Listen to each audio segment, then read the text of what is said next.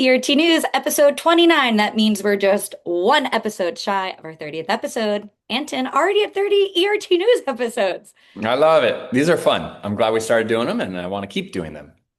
Agreed. All right, well, let's get into today's topics. We're going to go over the April leaderboard. We're also going to talk about some additional VFO Collective speakers that have been announced. And then Anton's going to take us through the 6 steps of tax planning, which I am always looking forward to going through. It's always good to get a little refresh on that, right, Anton? Absolutely. We've learned a few things. We've added another step. So just trying to keep everybody kind of up to speed with our evolution behind the scenes. All right, well, let's get into the April 2026 VFO revenue leaderboard. Anton, let us Well, the in. first half of the Carson year, Grover. the first quarter, I should say, is always a ramp up. And then we hit tax season, which obviously came in the middle of April.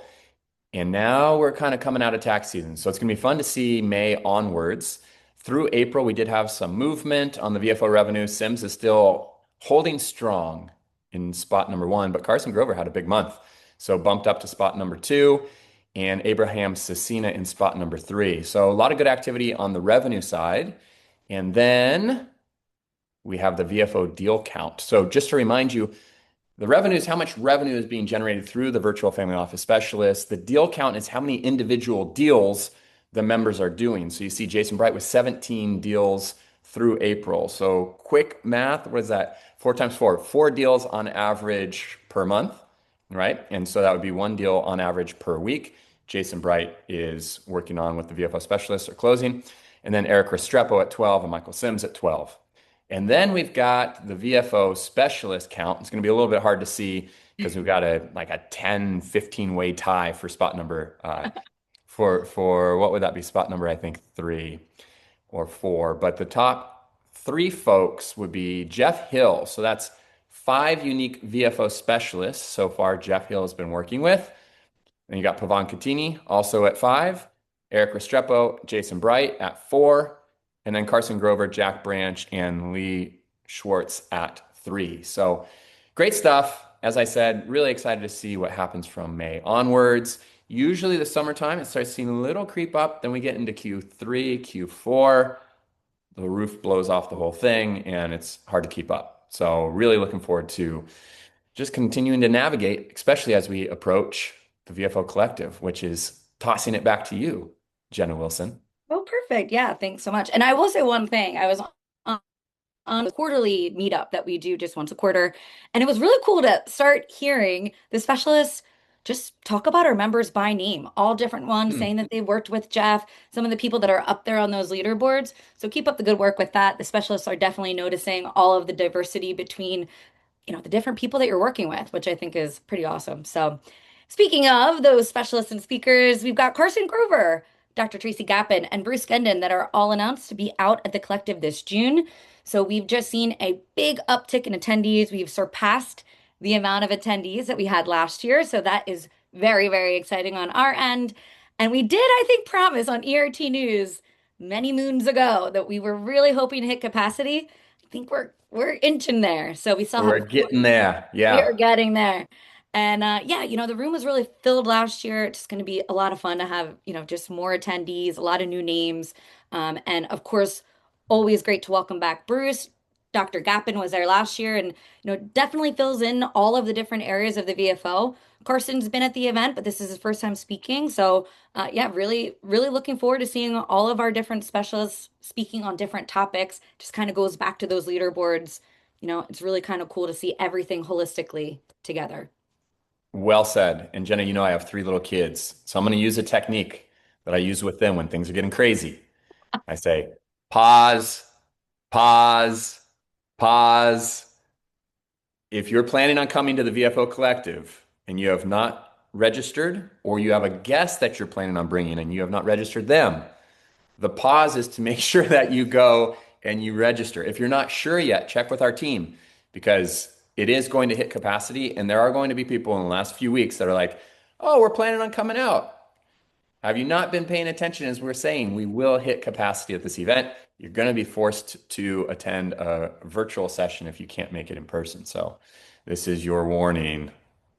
Go ahead, I thought Jenna. you were going to do the clap, but we'll I do that know. I at just the didn't know event. it would be Okay, have the okay. same effect virtually. Yes. Yeah. I went for the Love it. pause, pause, pause.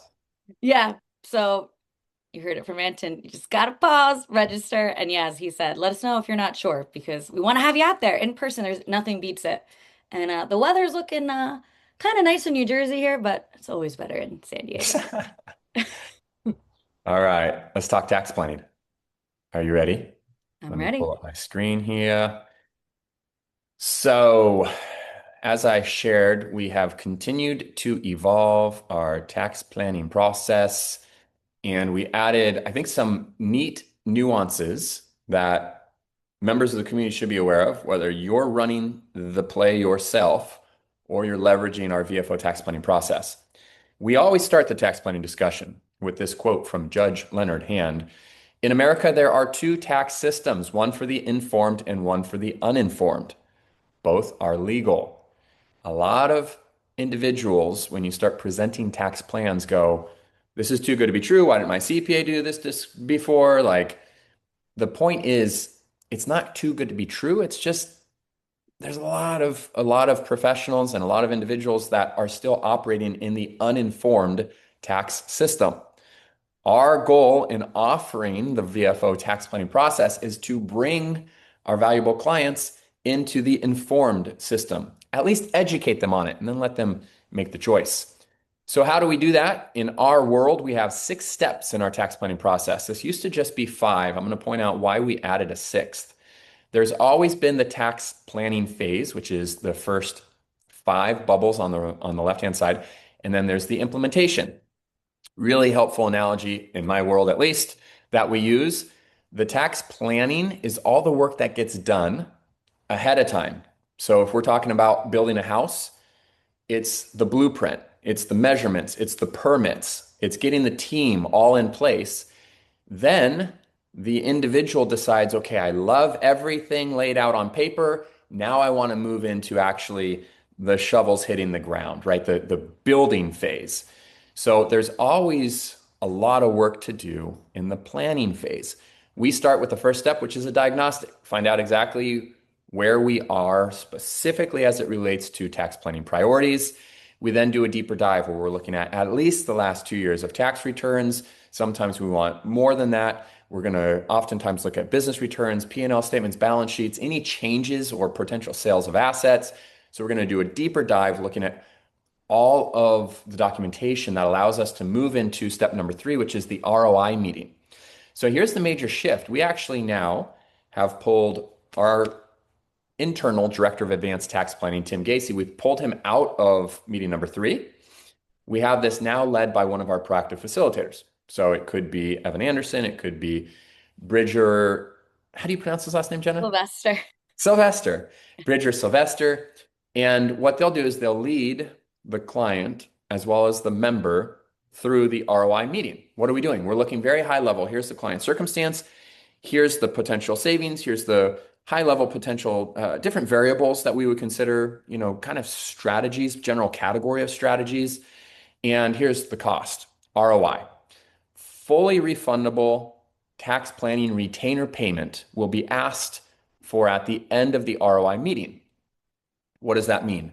Well, we'll build a tax planning fee based on the total amount of tax planning saves, on the complexity, on the client circumstance. So let's say, for example, that total tax planning fee was $22,000. Why did I choose 22,000? That happens to be the average tax planning fee after dozens and dozens and dozens of tax plans we've done. So let's say the average tax planning fee, 22,000 applies here. 50% of the tax planning fee is going to be due at the end of the ROI meeting as a tax planning retainer. That retainer word is one of the nuanced changes we've made because why? Well, it just allows us to move forward in the planning process. If they move forward to step 4 and they're not happy with the details, we refund 100% of that retainer payment. So in this tax plan review meeting, step number 4, this is where now Tim Gacy, our director of advanced tax planning, actually gets involved. So he will then attend that meeting and walk the client and any professionals they want to have attend, even if the CPA is not somebody we're working with. We want them in that meeting. They'll walk through the detailed tax plan of exactly strategies, exactly the amounts allocated to those strategies, potential risk profiling of those strategies, walk through all of that. At the end of this tax plan review meeting, the client will either go, thumbs up, I like it, let's move forward to step 5, in which case that 50% retainer payment will no longer be refundable, or they go, I don't like it. I don't like the details of the plan. I want out. We go, no problem. It was nice meeting you. Here's the refund of your 50% tax planning retainer. Okay, so those are the two variables at the end of the tax planning review. Let's say we move forward from 4 to 5. Now we're just educating the client, right? And any professionals they want to attend. We will do some of that internally. Let's say it's a basic strategy like hiring kids. There's a little package of information we're going to provide to the client. They can use that with their CPA. Let's assume it's a more complicated strategy and it requires a VFO specialist. We're going to invite the VFO specialist to attend a meeting with us, walk through the client's hand, provide the full education and the due diligence. Usually, these plans will have 3, 4, 5 different strategies layered on top. So this education period is very important, and also it will take some time. That's why we require those payments prior. Now, at the end of the education, the client goes, rock and roll, let's move forward, right? Then we will move forward to the implementation. As soon as we move forward to the implementation phase, there is no more refund. However, we do have one more guarantee. That guarantee is what we call basically our second of the double guarantees. If we grossly overestimated for some reason the amount of money we are going to save the client in tax planning, then we will make it right. And I'll show you the language we use here in a moment.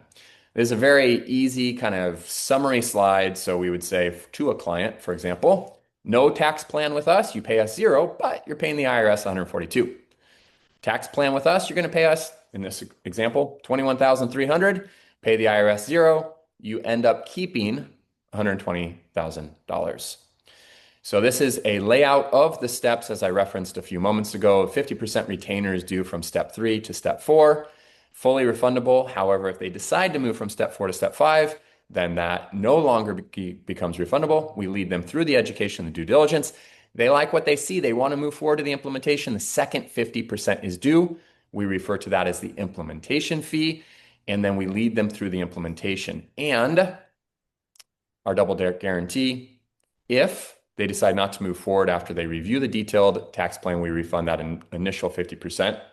And then if they move forward through everything, but our savings are significantly lower than projected, we'll make it right. What does that mean? Well, we can't just do a dollar for dollar refund. We can get into some muddy water with the AICPA, but we can tell them we'll continue to work for you until you feel it's fair. Could be more tax planning, could be some adjustment of a fee, not as a percentage, but maybe a flat dollar amount. But ultimately, we will make it right. And it says this both obviously in this presentation as well as in the engagement agreement that we send out. So that, Jenna, is the slight update, nuanced language. And yeah, so far we're 2 for 2 Nice. in the last few weeks with this 6-step tax planning process. So feeling pretty optimistic about it. And overall, it's just getting into the tax planning season because even though it doesn't necessarily need to wait until after tax plan or after tax season, a lot of clients will feel like I've got enough going on worrying about my own taxes right now. A lot of the CPAs are busy and tied up, so the client's CPAs can't attend those meetings. So it just kind of slows everything down. The fact that we're a couple weeks out of tax season and already 2 for 2 have moved forward, I just think it means we're going to head into like a really strong summer and onwards. Yeah, I think that's always been the goal. No more like December 31st. I Yeah, know. no, we're in May. That feels really good. All of that makes a lot of sense. And if, anyone wanted to learn a little bit more about that, Anton, I'm sure we could link everything in the comments here below. And then also anything that they're going through with their MSM or with their practice facilitator, they're going to walk you guys through all of that. You could always Yep. rewatch this and revisit it. But the Yep. language is all spelled out. It's all there for you. So, beauty of utilizing us is there's not too much that you have to do. It's all kind of done for you, which I love. Yeah, if this is a newer experience for you, use the team a couple times. If this is something you're already offering, you're building your own team, like think about some of the some of the details we put in there in terms of the additional step, the refunds, how we structure that, and take what's working and continue to evolve your own practice. So either Got it. way, happy to share. Well said. All right, cool. Well, that's a wrap for episode 29. Thanks for being here, Anton, and we will see you next time. Thanks, Very everyone. good. Thanks, everyone. Chat soon.